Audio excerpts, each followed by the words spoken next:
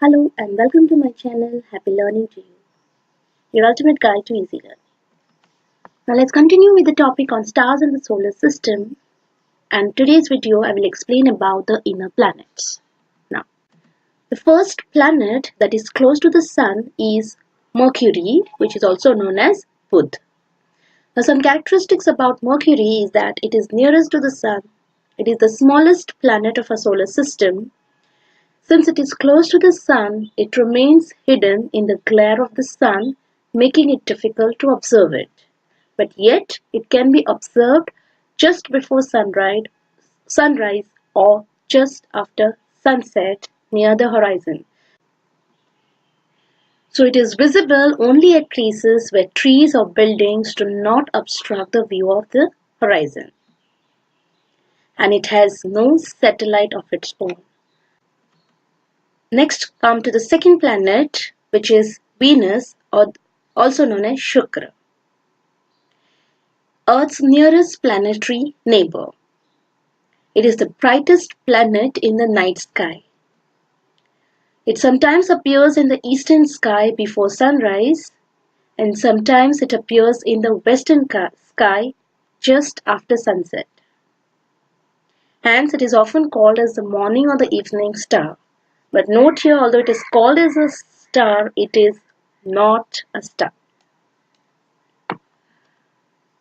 It cannot be seen very high in the sky.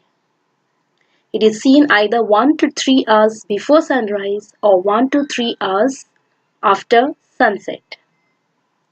It has no moon or satellite of its own, just like Mercury. It rotates from east to west, while the Earth rotates from west to east. And Venus shows phases just like Moon. Next, the third planet, which is Earth, which is also known as Prithvi.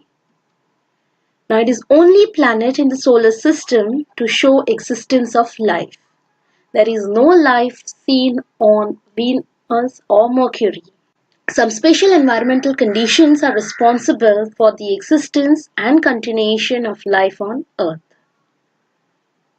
This includes just the right distance from the sun so that it has the right temperature range which makes survival possible. There is presence of water and suitable atmosphere for life to exist and continue.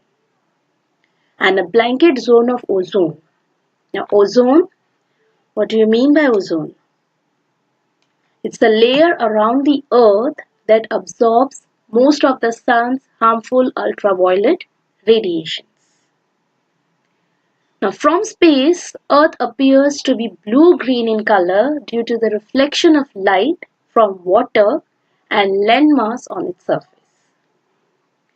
The axis of rotation of the Earth is not perpendicular to the plane of its orbit. So there is a slight tilt which is responsible for the change of seasons on the Earth. And unlike Mercury and Venus, Earth has only one moon. The plane, now what is this equatorial plane?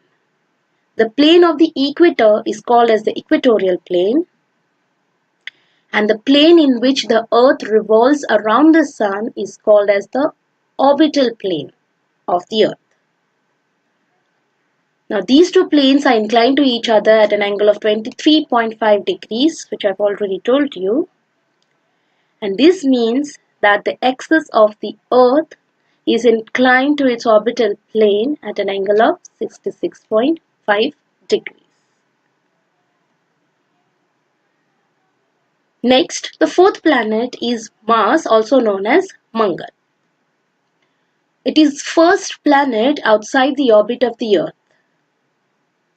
It appears slightly reddish and therefore also called as the red planet. And it has two small natural satellites. Now, in my next video, I will deal about the outer planets, that is the planets which fall outside the orbit of Mars. Inner planets are the ones which fall inside the orbit of Mars, and therefore we have Venus, Mercury, Earth and Mars, also known as the inner planets.